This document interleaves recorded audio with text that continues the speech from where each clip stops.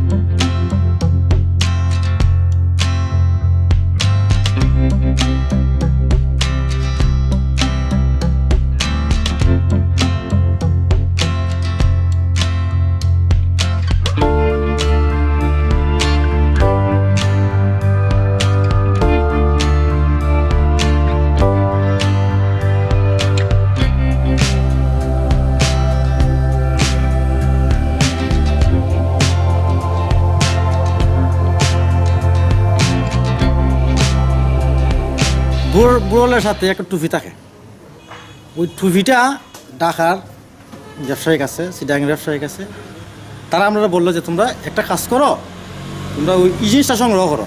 তো ওই জিনিসটা কীভাবে সংগ্রহ করি? ও কষার মাধ্যমে, কষা তারার লোক আমরা চুক্তিবদ্ধ করি, করার পর তারা বলছি যে আপনারা এগুলো নিয়ে আসে, আমরা আপনারা টাকা দেবো। তারা নিয়ে আসলে পরে তারা আমরা 150 টাকা 200 টাকা এইভাবে দিই, দিলে পরে মনে দেখা যায় আস্তে আস্তে ঢাকার একটা মালটা আমরা নিতে এক পর্যায়ে দেখা যাচ্ছে মালটা ভালো চলতেছে, ভালো কোয়ালিটির, ভালো মান।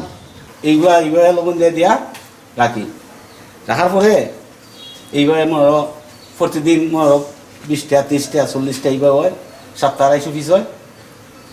বিভিন্ন জায়গার থেকে হবিগঞ্জ, শাইস্তাগঞ্জ, শ্রীমঙ্গল, এইগুলো ডিস্ট্রিক্টের সবটাই আমি উৎপাদন করি।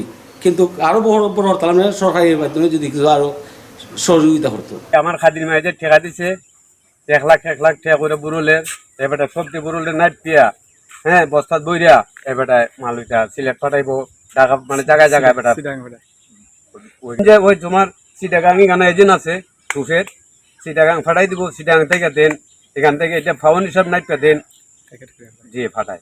ওয়ালটন ফ্রিজ কিনে অনেকের মতো আপনিও হয়ে যেতে পারেন মিলেনিয়াল, সেরা পণ্যের সেরা অফার। গবাদি পশু জবাই করার পরে জবাই মাংসটা মানুষের ভক্ষণযোগ্য হিসাবে ব্যবহৃত হয়, যেগুলো আমরা বেশি দাম দিয়ে কিনে থাকি।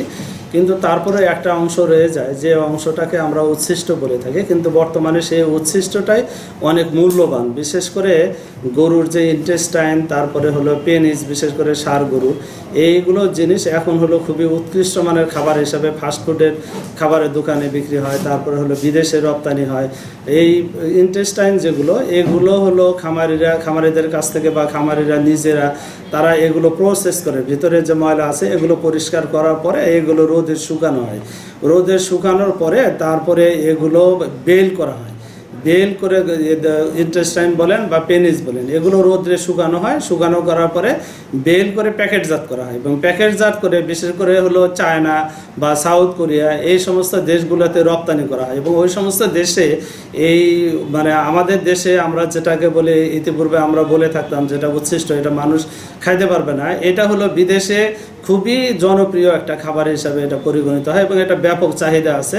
এরা যারা বিশেষ করে মাংস ব্যবসায়ী যারা, এই জিনিসটা তারা বিভিন্ন জনের কাছে বিক্রি করে তারা লাভবান হয়। এবং যারা সংগ্রহ করে, বিশেষ করে যারা গরু জবাই করে, মাংস ব্যবসায়ী যারা আছে, তারা ষাঁড় গরু জবাই করার পরে এই পেনিসটা তারা আলাদা করে রাখে এবং পার পিস হিসাবে তারা বিক্রি করে, পার পেনিস বিক্রি করার পরে তারপরে এরা চলে যায় হলো তাদের ওই যেখানে তারা প্রসেস করে ওখানে চলে যায়, তারা এটা প্রসেস করে এটা চলে যায়। এটা বিশেষ করে স্যুপ হিসাবে থাইল্যান্ড বা হলো সাউথ কোরিয়া বা চায়না এটা স্যুপ হিসাবে ব্যবহার করে।